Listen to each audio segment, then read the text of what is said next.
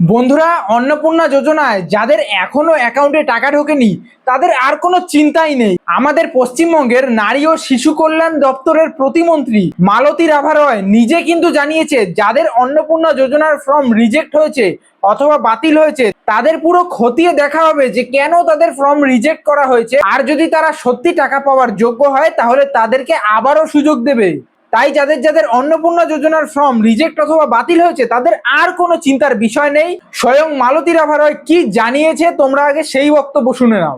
অন্নপূর্ণা যোজনায় যাদের অ্যাকাউন্টে টাকা ঢোকেনি তাদের বিষয় খতিয়ে দেখতে হবে বলা হয়েছে, জানালেন নারী এবং শিশু কল্যাণ দফতরের প্রতিমন্ত্রী মালতী রাভা রায়।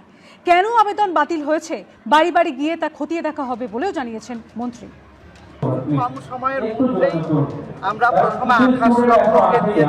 বেশ বন্ধুরা, তাহলে আর কিসের চিন্তা? যাদের যাদের অন্নপূর্ণা যোজনার ফর্ম রিজেক্ট বা বাতিল হয়েছে তাদের আর কোনো দেখছি চিন্তার বিষয় নেই। শুধুমাত্র একটু ধৈর্য ধরো। হ্যাঁ, ফ্রির টাকা একটু ধৈর্য ধরতে হবে, কারণ স্বাভাবিক এটা নতুন সরকার, সবেমাত্র কিছু মাস হয়েছে এসেছে। আর এর সাথে সাথেই প্রায় 1.5 মাসের মধ্যেই কিন্তু প্রচুর মহিলার অ্যাকাউন্টে অন্নপূর্ণা যোজনার টাকা দিয়ে দিয়েছে। কিন্তু যাদের যাদের ফর্ম বাতিল হয়েছে তাদের পুরো খুঁটিয়ে দেখা হবে যে কি কারণে বাতিল হয়েছে, এবং আশা করা যায় যে তাদের আবারও ফর্ম ফিল আপ করার নতুন রাস্তা তৈরি করে দেবে।